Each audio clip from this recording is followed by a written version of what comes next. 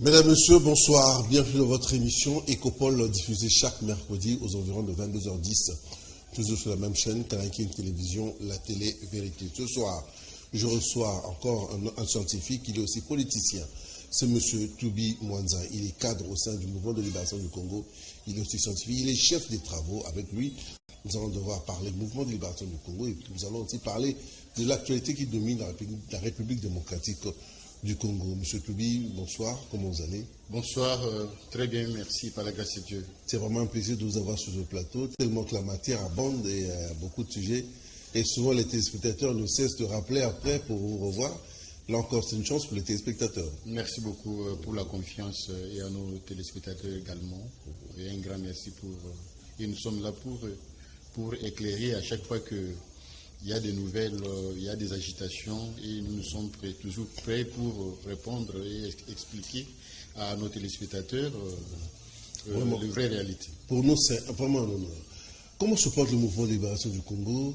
Le président Jean-Pierre Bemba qui parle pratiquement pas, très silencieux, silence stratégique. Comment se porte d'abord le parti, le MLC? Le MLC se porte en merveille. Et le président national du MLC... Son Excellence, le Fils de l'homme, Jean-Pierre Bemba Gombo, le prophète politique, se porte à merveille. Certainement, la population s'intéresse pourquoi il ne parle pas. Ce soir, laissez-moi vous dire sincèrement, le président parle, il parle. Regardez, quand le roi belge était là, le président était là, il parle. Et le maître s'était mobilisé. Très discret. Et toujours, mais il a parlé, il a lancé... un mot d'ordre demandant à la population congolaise d'aller accueillir les rois. Et les rois en a vu et il était très content. Il y a eu beaucoup de militants du MLC sur les artères de la ville de Kinshasa. Justement, le MLC, la présence du MLC dans ces circonstances prouve que le président parle. Le président parle et il est en train de se refaire petit à petit sur la vie politique nationale. Quand on reçoit l'arrivée de reliques du premier ministre de la RDC, Patrice Emery Lumumba, le président Jean-Pierre était là. Donc vous comprenez qu'il ne parle pas selon le public, selon la population, mais moi je vous dis, il parle à travers ses œuvres, ses gestes, il parle. Et parce que le président parle, vous constaterez que partout, même à l'arrivée des reliques de Lumumba, le MLC était là, massivement. Et donc, le MLC est présent et se porte en merveille. Et au niveau des fédérations, que dirige le sénateur Valentin Guerrero? Au niveau des fédérations, voulais-je dire, messieurs les journalistes, ça bouge. Ça bouge. L'honorable sénateur Valentin Guerrero fait très bien son travail. Il mobilise les troupes. Et les militants, les cadres fédéraux, communaux, quartiers, rues, tout le monde est mobilisé, sans oublier les structures d'appui aux partis, dont les associations dynamiques et consorts. Donc le MLC bouge et le président de l'interfédération, ville de Kinshasa également bouge, alors que nous pouvons profiter dans ce sens pour lancer aussi un appel pathétique pour les fédéraux à l'intérieur du pays. Et aussi puisse emboîter les pas à la vie de Kinshasa. Certainement, on a des échos et ça bouge. Donc, le MLC se porte en merveille et nous sommes là. Plus d'une année après le gouvernement des Warriors, vous êtes membre du gouvernement, le mouvement de libération du Congo. Un petit bilan, comment vous jugez d'abord votre participation au sein de cette coalition de l'Union sacrée? Oui, la participation du MLC a apporté un plus, Le bilan du MLC à la participation au gouvernement des Warriors, qui dirige le Premier ministre Sama Lukonde, la participation est positive, largement positive, dans le sens que la qualité de nos ministres a certainement pesé. Nous sommes à l'environnement. Regardez le COP, je crois le COP 27, qui se prépare ici en RDC. Donc, c'est aussi quand même, ce sont des acquis sur le plan international. Des grands événements sur le plan international. Là, c'est le MLC. Sous les sages coaching du président national du MLC, Bemba Gombo Jean-Pierre, il a un œil sévère et regardant sur le comportement politique qu'affichent nos ministres, là où il les a placés. C'est comme ça que Vous allez au ministère de l'Intérieur, vous trouverez le vice-ministre de l'Intérieur, Jean-Claude Molipe, en train de faire des tours de sa manière. C'est aussi une manière de marquer sa marque et des distinctions. Permettez-moi la redondance. Il marque la distinction et on comprend que c'est du professionnalisme dans les MLC. Vous allez au ministère de la Santé, le docteur Jean-Jacques Mungane est en train d'exceller parce que c'est un spécialiste en matière de santé. Ce qui est tout à fait normal que les résultats acceptables que l'MLC produit au gouvernement Warrior soient acclamés de tous. Et laissez-moi vous dire, messieurs les journalistes, en passant, les ministres MLC au gouvernement sont plébiscités le meilleur. Et ceux qui organisent ces statistiques de plébiscite, ils ne sont pas condamnés. Parce qu'ils vantent ce qu'ils voient réellement. Le travail se passe très bien. Se passe très bien. Donc, en bref, retenez que le MLC a apporté un plus. Et la présence du MLC valait la peine pour le progrès du pays. Monsieur Toubi Manza, je l'ai rappelé au début, vous êtes aussi chef de travaux, vous êtes scientifique, intellectuel. Le roi est arrivé il n'y a pas très longtemps, il est reparti, le roi Philippe, de la Belgique. Ça faisait quand même des années. Est-ce que ce retour de la Belgique, c'est la manière dont nous sommes en train de resserrer les liens, peut apporter un plus dans le lobbying de la République démocratique du Congo sur le plan international? Justement, le passage du roi en RDC était un succès. Parmi les indicateurs, on était en train d'analyser l'attitude du président Bemba Gombo Jean-Pierre, le concepteur du MLC. On était en train d'analyser pourquoi il s'est mobilisé pour réserver au roi belge cet accueil. On a vite compris tout simplement que il y avait sur le plan international des relations qui devraient être récupérées et la Belgique ayant compris cette réalité dans les concerts des grandes nations dont la Belgique fait partie. Parce que c'était le moment propice, au fait, je vous dis. C'était le moment propice, le bon moment. C'était les moments propices, parce qu'il y a des enjeux. Il y a les enjeux de l'environnement. La RDC est membre des pays de sous-région du bassin du Congo et qui est composé en grande partie, donc voulais-je dire, en majorité des pays des zones CFA, c'est-à-dire des colonies France-Afrique. Et dans cette zone du bassin du Congo, les pays les plus grands et plus peuplés, c'est la RDC, qui en son sein a des tourbières, qui est aujourd'hui presque l'espoir de l'humanité, l'espoir du monde en matière de l'environnement. Et la Belgique ne pouvait pas rester indifférente face à toutes ces réalités. Finalement, la Belgique s'est rendue compte que non. Mais les Congo Solutions, c'est les pays que moi, la Belgique, j'ai géré, c'est les pays que j'ai colonisés. J'ai de très bonnes relations avec ces pays. C'est comme ça que le stratège belge, le roi, est arrivé. On parle qu'en termes de coopération, il y a eu beaucoup d'échanges. Justement, beaucoup de projets. Mais c'est les journalistes. Nous sommes devenus un pays indépendant grâce à l'intervention également des Belges. Ça, on doit se reconnaître. Cette mutualité avec la Belgique, la RDC Belgique, c'est vraiment une mutualité qui doit être sincère. Alors, parce que la Belgique en a compris, ils sont venus en RDC, ils ont fait un pas. Alors, les Congolais ont compris que c'était aussi une opportunité. Quand le roi arrive, il nous rappelle l'histoire. Et le roi nous informe de comment il va s'engager par rapport à la défense de la RDC dans des concerts des nations. Là où les nations se réunissent, le roi s'est engagé pour défendre la cause de la RDC. Comprenez, messieurs, que aujourd'hui, la RDC fait l'objet de la une à travers le monde, à travers ce qui se passe à l'Est, les tueries massives, les massacres, génocides. On a perdu plus de 10 millions parmi nos populations. Et la Belgique, certainement, s'est dit on ne peut pas laisser nos frères et sœurs congolais souffrir à l'excès. C'est comme ça que quand les rois arrivent, il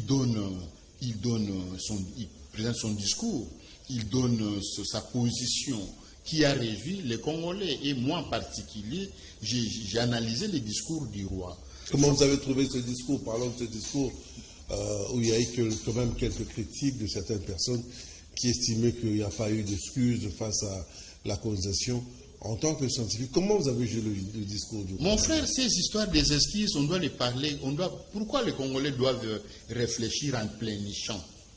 Regardez, le moment actuel, ce n'est plus le moment de réfléchir en pleinichant. Plus de 60 ans. Laissez-moi vous dire, messieurs les journalistes, le roi ne pouvait pas donner un discours en pleinichant. Non. Il devrait nous apporter des solutions, des propositions concrètes. Il s'est fait accompagner avec le membre supérieur du gouvernement belge. Et ils étaient là. Une forte délégation. Et les hommes d'affaires. Et les hommes d'affaires. C'est-à-dire que là, on doit réfléchir. On doit développer des stratégies de relations, de partenariat avec les hommes d'affaires belges de manière à ce que l'économie congolaise, qui est presque agonisante, puisse refaire vie. Et on ne peut pas tout prendre du côté négatif. Non, des discours scientifiques, un discours historique. Donc là, à mon avis, selon mes explications, peut-être ce sont les Congolais qui n'ont pas pu faire la deuxième lecture. Par exemple, quand le roi parlait, quand le roi vous dit les Belges vont s'engager à défendre la RDC partout au monde, vous ne comprenez pas sans qu'ils vous disent nous souffrons par les phénomènes de balkanisation. Vous pensez que la Belgique aujourd'hui va accepter qu'une partie de des terres congolaises soit partie... Est-ce que sur le plan international, cette Belgique a toujours ce poids qu'il avait dans le temps, dans les années 1800, pour pouvoir s'imposer? Parce qu'il faut dire que cette guerre a pratiquement plus de 25 ans, plus de 10 millions de morts. Les Rwandais continuent à massacrer, à tuer les Congolais au vu de la communauté internationale qui est en train de les encourager. Et là, peut-être que la Belgique peut, sur le plan international, sur le plan lobbying, peser pour que... Mais c'est les journalistes, ce qui se passe à l'Est avec nos voisins, les voisins de l'Est, notamment le Rwanda. Le Rwanda n'est pas soutenu par la communauté internationale formelle. Le Rwanda est soutenu par les mafieux, les voleurs. Donc ce sont ces mafieux, les gangsters qui gèrent l'économie de cette fameuse Europe. Non, mon frère, ce sont les saboteurs. Un voleur n'est pas normatif. Un voleur, un gangster n'est pas normatif. Et ce sont ces voleurs-là qui se sont organisés en caste. Et ce sont ces voleurs, ces gangsters, ces tueurs, sans pardon, les mercantilistes. C'est ces groupes-là de mercantilistes incontrôlés du monde qui influencent les Rwandais pour piller la RDC. La communauté internationale formelle, mon frère, par exemple, les conseils de sécurité. Vous êtes sûr que les conseils de sécurité peut se réunir, l'Union européenne peut se réunir, l'Union africaine se réunir pour donner les quitus au Rwanda, piller les Congo? Non. Ce sont les voleurs, le mafieux. Malheureusement, ces mafieux sont originaires des grandes puissances, malheureusement. Ils sont américains, ils sont français, ils sont belges, ils sont allemands, ils sont anglais. Vous voyez, ce sont des voleurs. Or, aujourd'hui, avec les discours du roi, les Congos, nous, Congolais, on devrait développer une forme de diplomatie classique et stratégique. De manière à ce que... Nous avons un ministre des Affaires étrangères, nous avons des relations. Le chef de l'État a sillonné plus de 150 pays. J'étais en train de sa vision. Exactement. Une diplomatie stratégique de manière à ce que ces gangsters soient démantelés sur le plan international. Je pense que j'ai suivi les informations aux États-Unis. Il y a déjà les effets. On commence déjà à démanteler certains de ces gangsters, ces voleurs. Mon frère, certainement, même si je suis reconnaissant de ce que la tradition des grandes puissances, il s'est fait que les grandes puissances, chaque nation puissante, ils défendent toujours les ressortissants.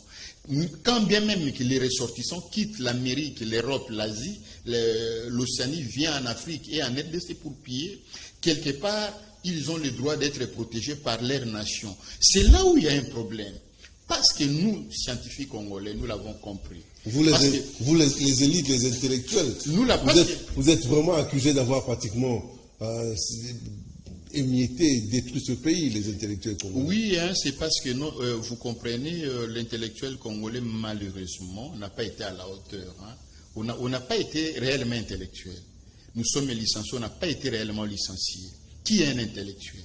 C'est quelqu'un qui est capable d'apporter des solutions dans sa société, dans son environnement. Quand il y a un problème, on n'a pas été capable, la capacité, on n'a pas été compétent pour apporter des solutions aux problèmes qui rongent la RDC. Aujourd'hui, l'intellectuel congolais est devenu plénichaire. L'intellectuel congolais réfléchit en plénichant. Laissez-moi vous dire, il n'y a aucun ministre où vous mettrez les pieds sans trouver les licenciés, des docteurs, et les chefs de travail. Conseils, il y en a plein.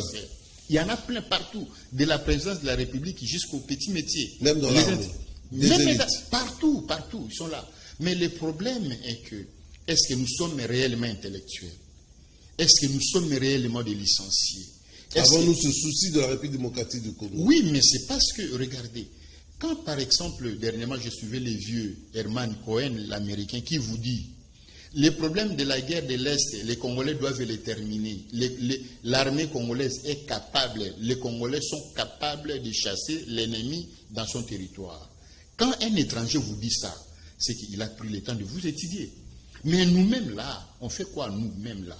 C'est comme ça que quelque part, le président national, Jean-Pierre Bemba Gombo, le président national du MLC, il va quelque part lutter pour demander au gouvernement d'aider l'armée, de mettre les moyens au profit de l'armée. Vous comprenez que quand vous mettez les moyens à la disposition des Congolais, les moyens financiers, les moyens financiers, parce que les hommes sont là. Vous savez, mon frère. Vous êtes sûr que nous avons des hommes aguerris? Il n'est des richesses que l'homme. Il n'est des richesses que l'homme. C'est aussi une grande erreur que les Congolais avons commise depuis l'accession du pays à l'indépendance jusqu'à aujourd'hui. Mais néanmoins, qu'à cela ne tienne, du côté armé, nous avons des hommes. Nos frères et sœurs sont capables, ils sont formés, c'est leur job, c'est leur métier. Mais donnons-leur, mettons à leur disposition des moyens conséquents, parce qu'ils sont militaires au front. Quel est l'instrument de travail pour un militaire au front? C'est la qualité de l'arme et la qualité des munitions. Mettez tout cela à leur disposition, sans oublier des motivations. Mais c'est les journalistes, ce sont des humains. Ils doivent manger, ils ont aussi des familles des fois. Mais il faut les encourager dans ce sens-là. Mais si nos frères et sœurs sont au front, abandonnés entre les bruits des chars, entre le bruit des chars et les arbres, mais que faire? C'est comme ça que des fois, ils se découragent et l'ennemi prend le dessus. Il faut que cela s'arrête. Aujourd'hui, nous sommes en 62e ou 63e anniversaire de l'accession de notre pays à l'indépendance. Mon frère, vous comprenez qu'on doit quand même évoluer. On doit évoluer dans nos mentalités. Voilà, merci.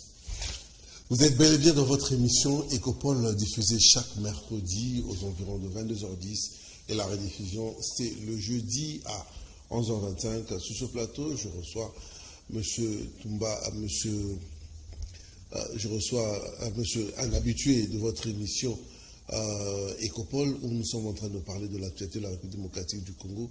Et nous avons parlé aussi du mouvement de libération du Congo. Aujourd'hui, des voix s'élèvent pour demander à ce qu'il y ait un mur. Comment vous interprétez ça? Est-ce que c'est possible? Avons-nous les moyens pour le faire comme aux États-Unis? Mon frère, vous savez, aux États-Unis, avec la séparation, je me souviens de l'histoire de Donald Trump. Hein, là, les Américains avaient un problème avec les trafiquants de drogue. En réalité, nous, le peuple congolais, le peuple rwandais, on n'a pas un problème. Entre nous et les Rwandais, nous sommes des peuples voisins. Mais le mal est profond. Nous sommes africains. Ça fait plusieurs années que les incursions ne partent que du Rwanda, où on crée des marionnettes pour venir déstabiliser la République démocratique du Congo. Monsieur Toubi Mwanza, excusez-moi, est-ce qu'il n'y a pas moyen de resserrer, peut-être de filtrer les entrées, afin de mieux gérer les gens pour éviter des incursions sur plusieurs parties de la frontière? Construire le mur, mon frère, ce n'est pas important, construire le mur. comprenez que nous avons tout un service de DGM. Quand le président gère le pays au nom de l'intégrité territoriale, nous avons tout un service spécialisé, la DGM, qui gère le frontière. Nous avons l'armée pour la défense et nous avons la police pour la régulation de l'équilibre entre inter-individuels dans la société. C'est très important, monsieur. Mais regardez, la manière dont nous, les Hutus, non, le Bantou, nous vivons, on n'a pas ces problèmes. Il n'y a pas de problème. Même avec les Tutsis, il n'y aura pas de problème. Les problèmes, ce sont les voleurs. Vous voyez, les types d'hommes politiques placés au Rwanda, qui est appuyé par une catégorie d'hommes voleurs, avec les intentions mercantilistes qui se disent, même s'il faut tuer, ils sont capables de tout. Voilà pourquoi ils ont tué au Rwanda. Ils tuent en RDC sans pardon, sans pitié. Et tout ça est maîtrisable. Ce sont des aspects maîtrisables. Si le voleur est maîtrisé, si le type d'homme dont le voleur a placé au Rwanda est maîtrisé, ces problèmes entre nous, les Congolais, les voisins, sera maîtrisé. Je suivais dans les réseaux sociaux un pasteur inspiré, un pasteur rwandais, qui demande pardon au président Félix Tshisekedi et au peuple congolais. Et il reprend pratiquement ce que je viens de dire. Il démontre que peuple congolais, vous n'avez pas de problème avec le peuple rwandais. Pour preuve, messieurs les journalistes, il y a des Congolais qui vivent à la ville de Kigali. Depuis des années. Depuis des années. Alors, on ne peut pas également empêcher les Rwandais de vivre à Kinshasa. Donc, vous comprenez que nous sommes africains, mais entre le peuple congolais et le peuple rwandais, il n'y a pas de problème. Le problème, c'est les types d'hommes placés au Rwanda. Les types d'hommes voleurs, je dis bien voleurs, gangsters, qui soutiennent le pouvoir qui est placé au Rwanda. C'est là où il y a le problème.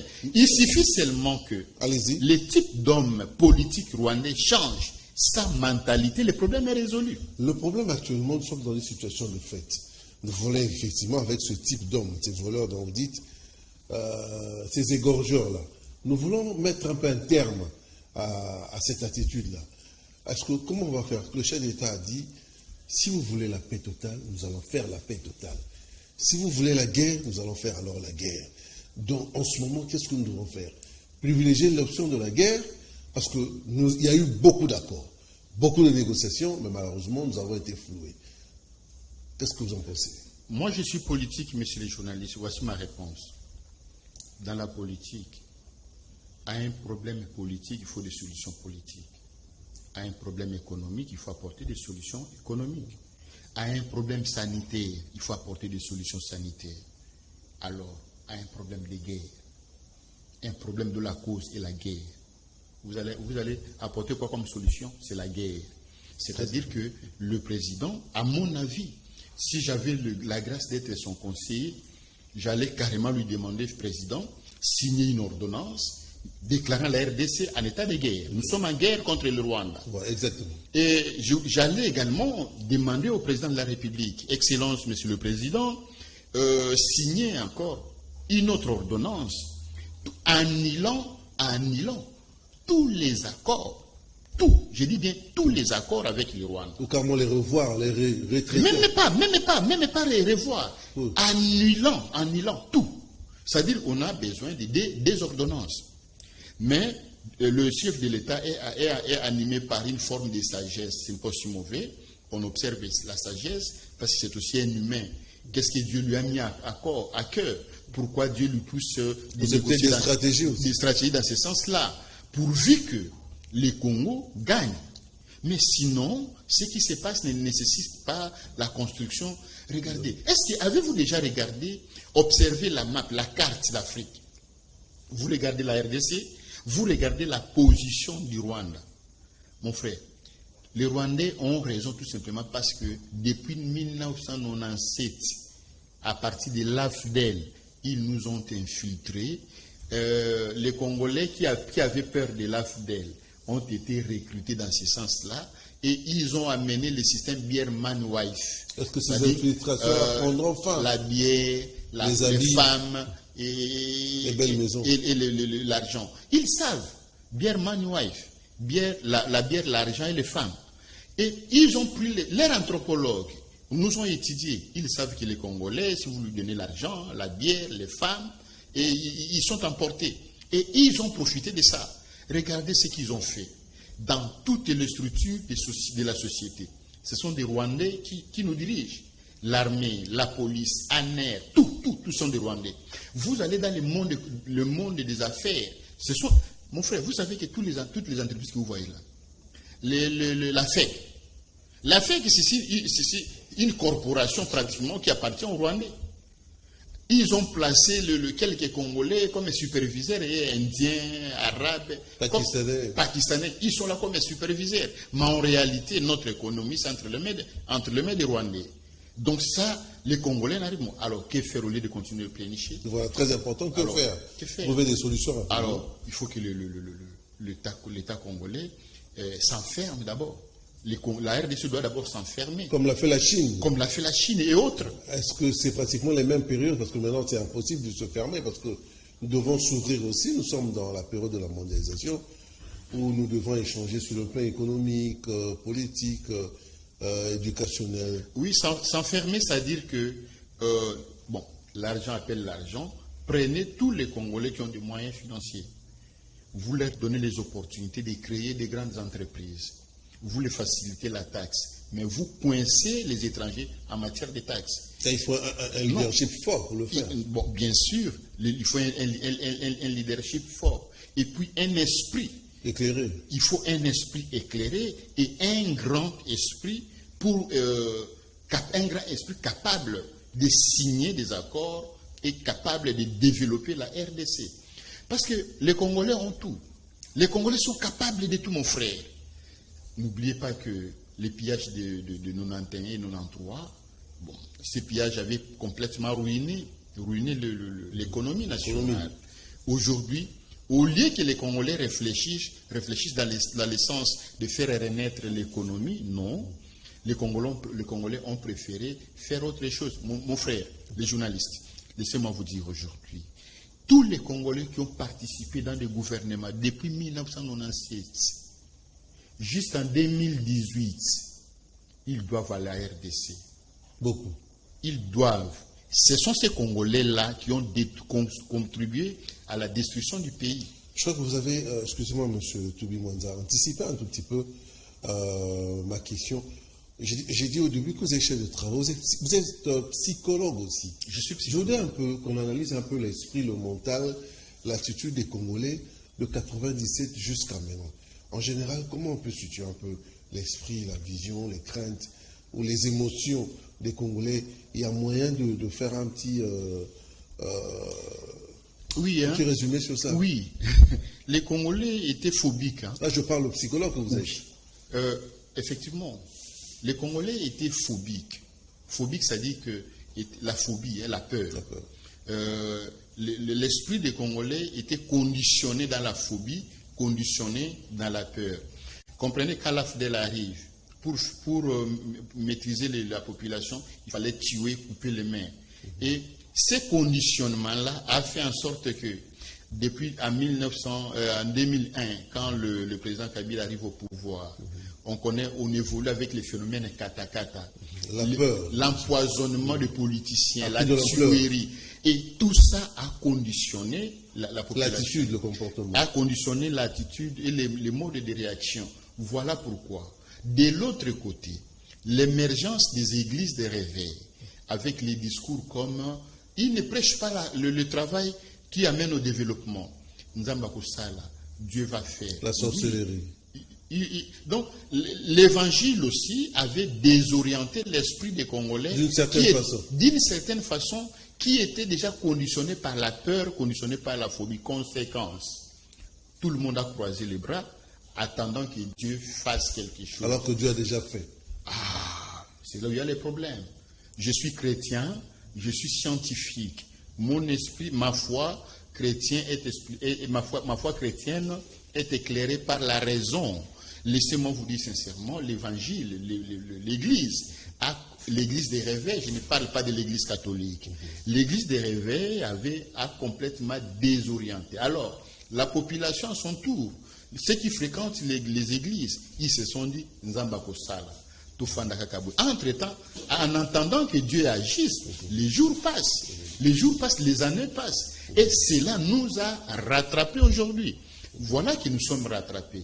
Donc la RDC, nous sommes rattrapés par le mauvais discours, nous sommes rattrapés par le conditionnement des phobies que la peur. Mais c'est même ces églises de réveil que d'autres personnes disent qu'ils ont beaucoup fait en essayant d'atténuer les esprits, d'apporter leur contribution dans la société. Quelques personnes apprécient aussi cette façon de faire. Bon, dans cette optique-là, je dirais oui, ils ont quand même joué un rôle psychologique. Soyez calmes, ayez la foi, Dieu finira toujours par faire quelque chose. Ces genres d'enseignement qui dorlotent, qui ont fait endormir la population, ça a calmé quand même les esprits. Sinon, les RDC seraient un centre, serait par exemple un milieu où les carnages se font à tout moment. Mais l'Église au moins a quand même joué ce rôle psychologique. Je suis reconnaissant de cet aspect des choses. Mais malheureusement, l'Église n'a pas joué les rôles du développement. Donc n'a pas boosté au développement. Or, nous sommes un pays pauvre. L'Église congolaise, les messages donnés par l'Église devraient être un message qui booste vers le développement, vers le travail productif. Regardez, l'Église encadre beaucoup de jeunes, mais des jeunes qui sont au chômage. L'Église n'organise pas de formation pour la transformation des jeunes. Par contre, du matin au midi au soir, les jeunes sont là, enfermés dans des églises. Alors c'est comme ça que moi j'ai dit en tant que psychologue, cela a été très mal perçu par nos observations.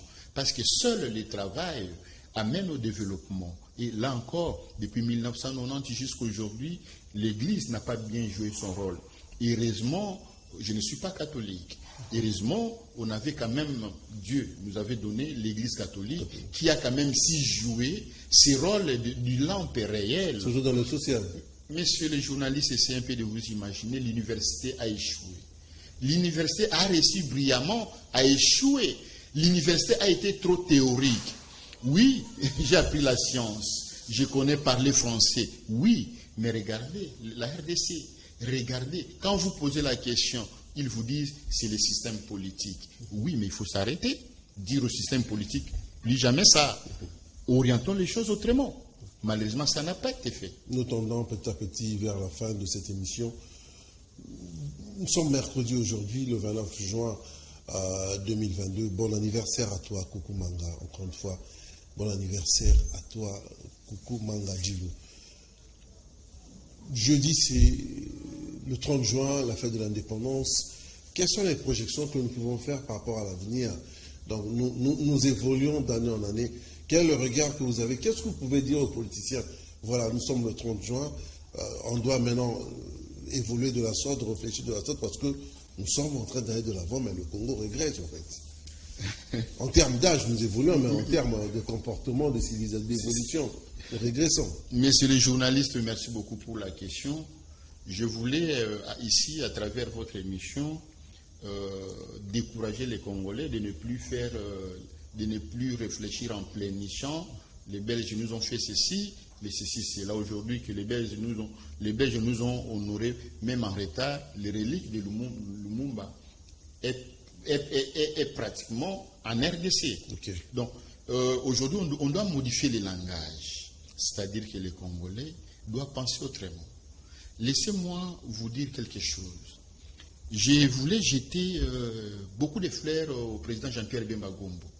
Vous savez, quand il crée le MLC, c'est juste, il avait le souci d'amener le peuple congolais à penser et à voir les choses autrement. Et regardez, là où il y avait beaucoup d'erreurs, le président Jean-Pierre avait le souci de nous amener, de nous apprendre à corriger les erreurs. Comment corriger les erreurs? Tout en ayant une loi. La loi fondamentale, par exemple, la Constitution de la République. Là, quand on a des lois, tout le monde respecte la loi, Là, les esprits... Et la mise en application, il faut le dire. Justement, les problèmes, la mise en application, c'est une affaire d'homme. C'est le combat que le président Jean-Pierre Bemba est en train de mener jusqu'à aujourd'hui. Parce que si l'homme congolais ne comprend pas encore la valeur de la loi, si l'homme congolais ne comprend pas encore le respect, la mise en pratique de la loi, mon frère, les mêmes causes produisant les mêmes effets, le Congolais restera toujours plénichaire. Et ce qui n'est pas correct, on doit évoluer. Et moi, je pense, et j'ai pensé que le président Jean-Pierre, en réfléchissant dans ce sens, il voulait également aider la population à mettre fin au cumul de frustration. Regardez mon frère, heureusement encore, en 2006, le président Jean-Pierre a accepté sportivement les résultats des élections. Est-ce que ces résultats des élections ont été acceptés sportivement en 2011? Non. Est-ce que ces résultats ont été acceptés sportivement en 2018? Non. Mais regardez, et pourtant le président Jean-Pierre Bemba avait déjà donné l'orientation. Il a dit, ok, la CENI a fait, la CI de Malouma a fait ce qu'il a fait, je vais faire l'opposition républicaine. Voilà la personne qui a prononcé les mots opposition républicaine pour la première fois en RDC. Bemba Gombo Jean-Pierre, le fils de l'homme, le prophète politique. C'est comme ça qu'aujourd'hui... Sera-t-il candidat en 2023? Pardon? Il sera candidat en 2023? Non, là, je ne sais pas encore ce qui va arriver. Là, vraiment, les choses révélées sont en nous, ce qui est caché reste encore à Dieu. Et seul Dieu sait comment il est en train de conduire son serviteur. Mais néanmoins, les œuvres menées, les actions menées par son serviteur, Bemba Gombo Jean-Pierre, sont éloquents et sont bonnes. C'est comme ça que vous voyez aujourd'hui les pays, quand Bemba parle, le peuple congolais se réjouissent. Tout le monde dit, ah, voilà au moins quelqu'un qui sait nous consoler. Donc, on retient, pour l'indépendance, nous devons évoluer en termes de loi et en termes de vision aussi. Vision. La vision, c'est aider les Congolais à travailler. C'est le travail, mon frère. Il n'est de richesse que l'homme. Très important. Il n'est de richesse que l'homme. Investissons dans l'homme. Malheureusement, nous avons une population à 65, plus de 65% des jeunes. Hein. Donc capable de faire quelque chose de positif. Mais malheureusement, il n'y a pas d'orientation pour les jeunes, il n'y a pas de projet, l'État les abandonne. Toutes ces énergies qui caractérisent les jeunes sont encore à la rue, à la maison. Le Congo ne profite pas de ces énergies-là.